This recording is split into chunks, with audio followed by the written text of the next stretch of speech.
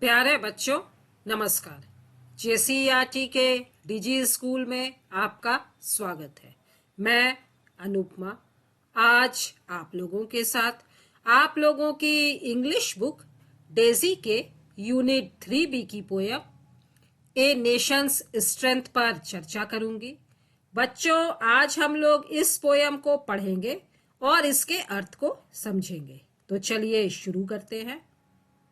The title of the poem is A Nation's Strength. Nation का मतलब होता है राष्ट्र, देश, और स्ट्रेंथ का मतलब ताकत, बल या शक्ति। तो इसका अर्थ हुआ एक राष्ट्र की ताकत। पोयम को पढ़ने से पहले हम लोग कुछ प्रश्नों पर चर्चा करते हैं। What is the secret of a nation's strength? Secret का मतलब रहस्य। तो किसी भी राष्ट्र की ताकत का रहस्य क्या है? Does the सक्सेस मतलब सफलता, ऑफ ए कंट्री किसी राष्ट्र की सफलता, डिपेंड निर्भर करती है, ओनली केवल, ऑन इट्स वेल्थ उसकी संपत्ति पर, और पावर शक्ति पर। तो क्या किसी राष्ट्र की सफलता केवल उसकी संपत्ति या उसकी शक्ति पर निर्भर करती है? हाउ डू द सिटीजन्स का मतलब नागरिक, कंट्रीब्यूट योगदान देते हैं, to the building of a nation राष्ट्र के निर्माण में। तो देश के नागरिक राष्ट्र के निर्माण में कैसे योगदान करते हैं? द सीक्रेट का मतलब रहस्य, नेशंस प्रॉस्पेरिटी मतलब समृद्धि, इज रिवील्ड का मतलब प्रकट करना, उजागर करना, इन दिस ब्यूटीफुल पोयम। तो एक राष्ट्र की समृद्धि का रहस्य इस सुंदर कविता में उजागर किया गया है।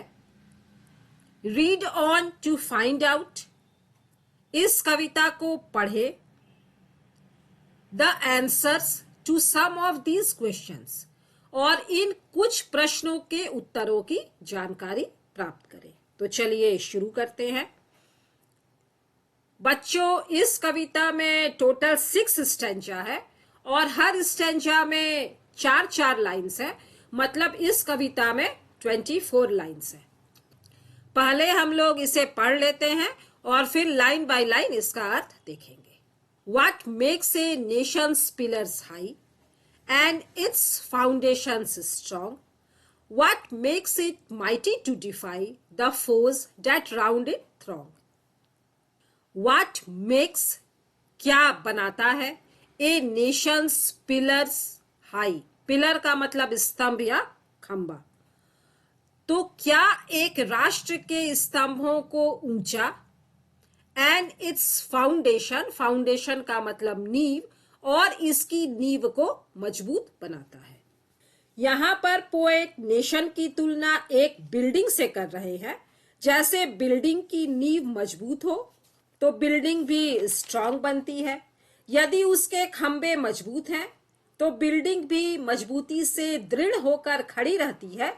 उसी तरह नेशन को भी दृढ़ और मजबूत बना रहने के लिए उसके पिलर्स और फाउंडेशन को कौन मजबूत बनाता है? What makes it mighty का अर्थ होता है पराक्रमी या ताकतवर। To defy का मतलब चुनौती देना या उपेक्षा करना, अवहेलना करना। वह क्या है जो इसे इतना ताकतवर बनाता है कि यह चुनौती दे सके? The फो का मतलब शत्रु, That around it throng का मतलब चारों ओर से घेरे रहना। तो वह क्या है जो इसे दृढ़ता से सामना करने की शक्ति देता है उन दुश्मनों से जो इसे घेरे रहते हैं। किसी भी राष्ट्र को चारों ओर से उसके दुश्मन घेरे रहते हैं। तो राष्ट्र इतना ताकतवर कैसे बनता है कि वह अपने दुश्मनों का, अपने शत्रुओं का डट कर मुकाबला कर सकता है? चलिए अब सेकेंड स्टेंजा देखते हैं। It is not gold, its kingdoms grand, go down in battle shock, its shafts are laid on sinking sand, not on abiding rock. It is not gold, यह सोना नहीं है। इट्स किंगडम्स ग्रैंड, यदि साम्राज्य, grand का मतलब विशाल है, भव्य है, बहुत बड़ा है। गो डाउन, गो डाउन का मतलब वह नीचे चला जाता है। इन बैटल शॉक, युद्ध के झटके में। कोई भी युद्ध होता है तो वह नीचे चला जाता है। कैसे, चलिए इसे समझते हैं। गोल्ड अर्थात पैसा, धन संपत्ति, इससे कोई राष्ट्र महान नहीं बन जाता। एक राष्ट्र के पास चाहे जितनी भी धन संपत्ति क्यों न हो, उसकी राजकीय तिजोरी में कितना भी सोना क्यों न हो, इस आधार पर वह ताकतवर नहीं कहलाया जा सकता। अब क्यों नहीं कहलाया जा सकता? तो इसके लिए पोएट हमें इतिहास का उदाहरण देते हुए कहते हैं कि धन संपत्ति और सोने से भरी तिजोरियां दुश्मन को न्योता देती हैं। इसी सोने की तिजोरियों की वजह से राष्ट्र को भीषण युद्ध देखने पड़ते हैं और इस कारण बड़े बड़े राष्ट्र तबाह हो गए, खत्म हो गए। जैसे बच्चों, आप लोगों ने सुना होगा, भारत को भी पहले सोने की चिड़िया के नाम से जाना जाता था और इसी सोने की चिड़िया से आकर्षित होकर विदेशी आक्रमणकारियों ने इस पर आक्रमण किया और इसकी सारी धन संपत्ति को लूटकर ले गए। तो यह सोना नहीं है जो किसी देश को मजबूत बनाता है, उसे ताकतवर बनाता है। इट्स शाफ्ट, शाफ्ट का मतलब होता है छड़ या डंडा, लेकिन यहां पर शाफ्ट आया है नींव के लिए, बुनियाद के लिए। Are laid on sinking sand, मतलब फिसलती हुई रेत पर। तो उसकी नींव फिसलती रेत पर होती है, not on abiding rock. एबाइडिंग rock का मतलब मजबूत, टिकाऊ चट्टान। जो राष्ट्र केवल धन संपत्ति को ही अपना आधार मानते हैं, उनकी नींव रेत पर बनी होती है और रेत पर बना भवन ज्यादा देर तक टिक नहीं सकता और टूट जाता है, गिर जाता है। उसी तरह जो राष्ट्र धन संपत्ति पर निर्भर होते हैं, वेल्थ पर निर्भर होते हैं, वो भी जल्दी ही खत्म हो जाते हैं।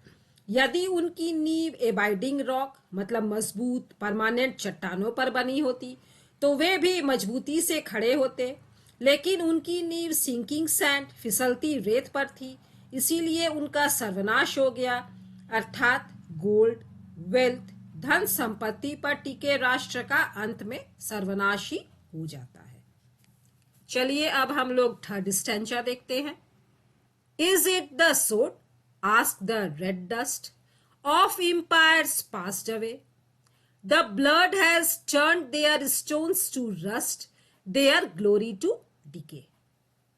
Is it the sword, sword का मतलब होता है तलवार, लेकिन यहां पर सोड का अर्थ है सत्ता, शक्ति। तो क्या यह सत्ता है, शक्ति है?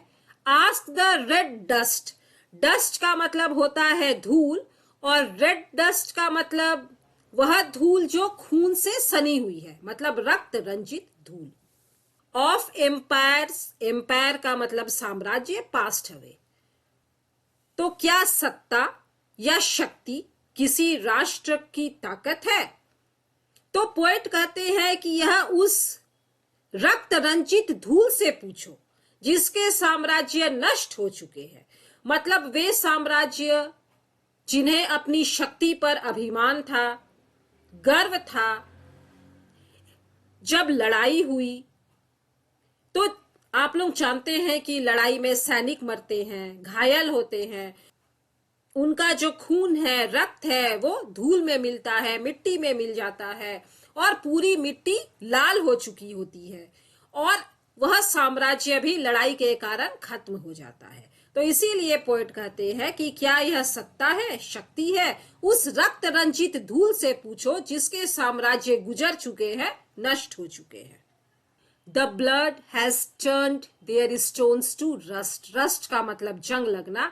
Their glory, glory का मतलब वैभव, to decay, धीरे धीरे नष्ट होना। तो रक्त ने उनके पत्थरों को जंग लगा दिया है, उनके वैभव को नष्ट कर दिया है। बच्चों, मैं आप लोगों को यहाँ पर कलिंग युद्ध का उदाहरण देना चाहूंगी। आप लोगों ने अशोक महान का नाम सुना है। अशोक मगध के सम्राट थे और उनकी इच्छा थी कि आसपास के जितने भी राज्य हैं वे सब के राजा बन जाएं। और इसीलिए उन्होंने लड़ाई शुरू की और आसपास के राज्यों को लड़ाई में हराकर अपने राज्य में मिलाना शुरू किया। और इसी तरह उन्होंने कलिंग पर आक्रमण किया, जिसे कि आजकल उड़ीसा कहा जाता है। कलिंग का जो युद्ध था वो बहुत भयानक हुआ। इतना भयानक था कि कलिंग के सारे पुरुष उस लड़ाई में मारे गए। सारी मिट्टी इस तरह खून से लाल हो गई। अशोक ने जब यह हृदय विदारक दृश्य देखा, खून से सनी हुई मिट्टी, चारों तरफ इस तरह कटे फटे अंग बिखरे हुए, तो उन्हें बहुत दुख हुआ और उसी दिन से उन्होंने अपने अस्त्र शस्त्र का त्याग कर दिया, हिंसा का रास्ता छोड़ दिया और वे भगवान बुद्ध की शरण में आ गए। उन्होंने बौद्ध धर्म को अपना लिया, लोगों की भलाई का काम, लोगों के परोपकार के लिए काम करना शुरू किया और बौद्ध धर्म के अहिंसा के संदेश को दूर दूर तक देशों में फैलाया। मतलब जो उनका साम्राज्य था, रक्त रंजित साम्राज्य, उसके लिए आज हम लोग अशोक को याद नहीं करते हैं, बल्कि अशोक की भलाई के कार्यों के कारण, अशोक के बौद्ध धर्म के अहिंसा के संदेश को दूर दूर तक फैलाने के कारण आज हम लोग अशोक को याद करते हैं और उन्हें अशोक महान के नाम से जाना जाता है। तो इसीलिए कवि यहां पर कहते हैं, is it the sword ask the red dust of empires passed away, the blood has turned their stones to rust, their glory to decay. मतलब यह सत्ता भी नहीं है, शक्ति भी नहीं है जो किसी भी राष्ट्र को महान बनाती है। चलिए अब हम लोग फोर्थ स्टैंजा देखते हैं। And is it pride? Ah, that bright crown has seemed to nations sweet, but God has struck its luster down in ashes at his feet. And is it pride? Pride का मतलब होता है गौरव। और क्या यह गौरव है? आह, that bright crown, आह, वह चमकता हुआ ताज।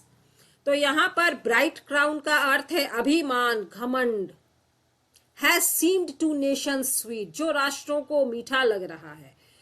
मतलब किसी भी राष्ट्र को यह घमंड हो जाता है कि वह बहुत शक्तिशाली है, वह महान है, उसके आगे कोई नहीं है, और वह इसी घमंड में डूबा हुआ रहता है। But God has struck, struck का मतलब चोट मारना, इट्स लस्टर डाउन, लस्टर मतलब चमक। लेकिन भगवान ने चोट मारकर उसकी चमक को फीका कर दिया। लेकिन भगवान के आगे, भगवान मतलब यहाँ पर पोएट का कहना है नेचर, प्रकृति, प्रकृति के आगे सभी बेबस है। प्रकृति सभी को धूल में मिला देती है।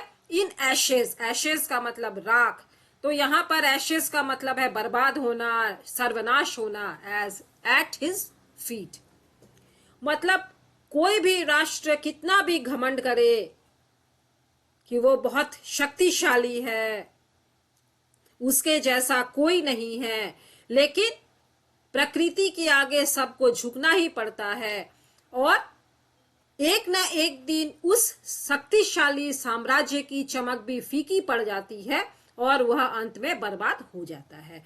जैसे बच्चों आप लोग यहाँ पर रोमन साम्राज्य के टूटे हुए अवशेषों को देख रहे हैं। कभी रोमन साम्राज्य बहुत शक्तिशाली था, लेकिन आज देखिए यह पूरी तरह से बर्बाद हो चुका है। चलिए अब हम लोग फिफ्थ स्टैंजा देखते हैं।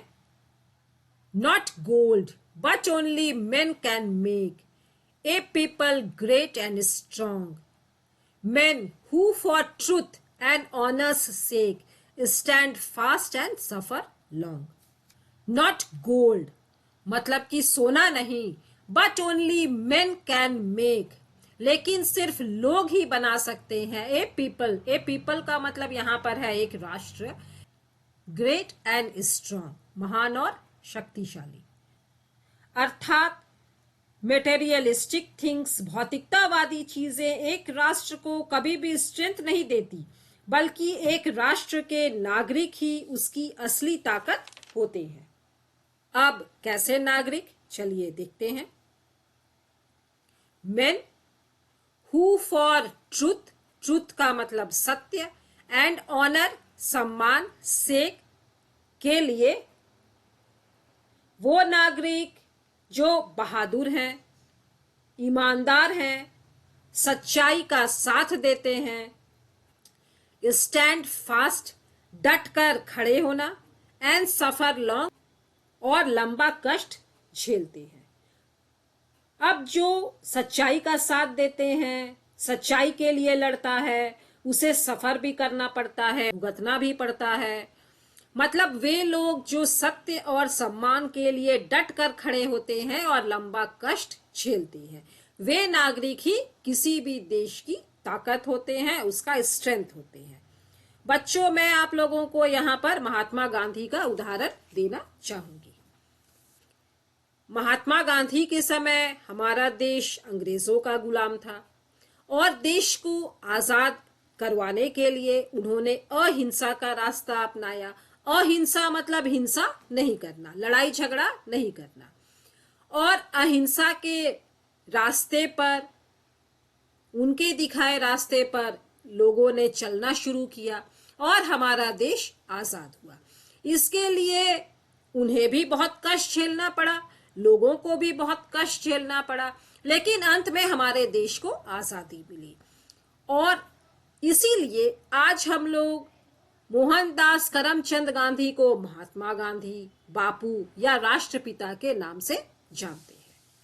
तो पोएट कहते हैं कि जो लोग सत्य और सम्मान के लिए डट कर खड़े होते हैं और लंबा कष्ट झेलते हैं, वे ही लोग देश की ताकत होती है। आज हमारे देश को बापूजी के देश के नाम से पूरा विश्व जानता है। चलिए अब हम लोग 6th स्टैंजा, जो कि हमारी पोएम का लास्ट स्टैंजा है, उसे देखते हैं। Brave men who work while others sleep, who dare while others fly, they build a nation's pillars deep and lift them to the sky।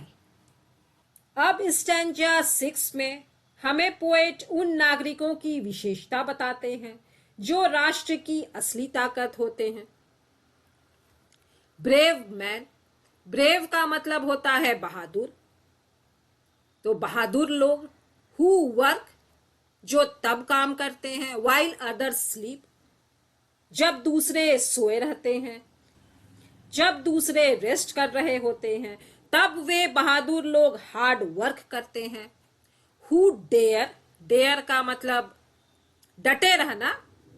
while others fly, fly का मतलब उड़ना होता है, लेकिन यहां पर फ्लाई आया है डर कर भाग जाना। वो नागरिक तब हिम्मत दिखाते हैं जब बाकी डर के भाग रहे होते हैं। मतलब राष्ट्र जो है वह ताकतवर बनता है उन लोगों से जो तब काम करते हैं जब दूसरे सोए रहते हैं, जैसे कि हमारी सेना, हमारे सोल्जर्स। वे सीमाओं पर डट कर जगे रहते हैं, खड़े रहते हैं और पूरा देश चैन की नींद सोता है। हमारी पुलिस जो रातों भर सड़कों पर गश्त करती है, हमारी सुरक्षा करती है और हम आराम से अपने घरों में सोते हैं।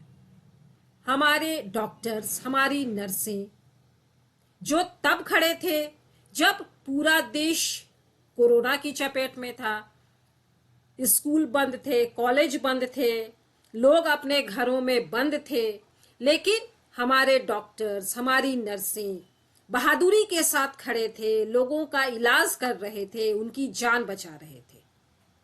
तो ऐसे लोग जो दूसरे लोगों के सोए रहने पर भी अपने काम में जुटे रहते हैं, जब दूसरे लोग भाग जाते हैं तब डट कर खड़े होते हैं। यहाँ पर मैं अपने वैज्ञानिकों का भी नाम लेना चाहूंगी जिन्होंने कोरोना का वैक्सीन बनाया और आज सभी लोग कोरोना का वैक्सीन ले लिए हैं और फिर से देखिए स्कूल कॉलेज खुलने लगे हैं और लोगों का जीवन फिर से पटरी पर आ रहा है।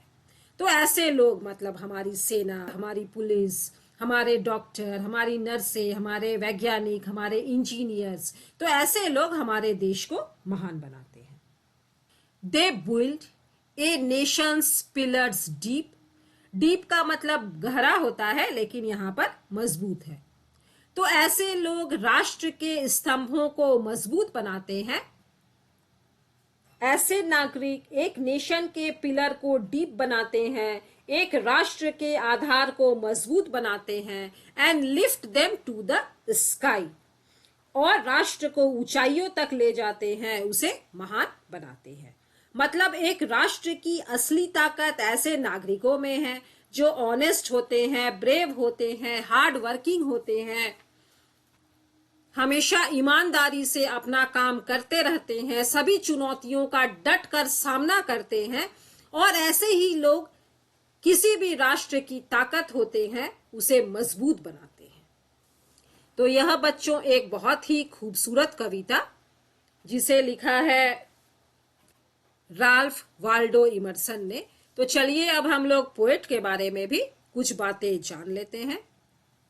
यहां पर आप लोग राल्फ वाल्डो इमर्सन का चित्र देख रहे हैं। Ralph Waldo immersion May 25th, 1803 to April 27th, 1882 was an American poet and philosopher. जन्म हुआ था 25 मई 1803 को और मृत्यु हुई थी 27 अप्रैल 1882 को। मतलब लगभग 78 वर्ष उनकी उम्र थी। वे एक अमेरिकी कवि थे, मतलब अमेरिका के रहने वाले थे, और फिलोसोफर दार्शनिक भी थे। Nature was his first book. Nature उनकी पहली किताब थी। The Sphinx and Water are two of his famous poem. और उनकी दो प्रसिद्ध कविताओं के नाम यहाँ पर दिए गए हैं, स्फिंक्स और वाटर। मुझे उम्मीद है बच्चों कि यह कविता भी आप लोगों को पसंद आई होगी और आप लोगों ने लाइन बाय लाइन इसके अर्थ को समझ लिया होगा। मिलते हैं बच्चों अगले वीडियो में इस पोयम के एक्सरसाइज में दिए गए क्वेश्चन के आंसर्स के साथ। तब तक स्वस्थ रहिए, सुरक्षित रहिए, पढ़ते रहिए। Thank you.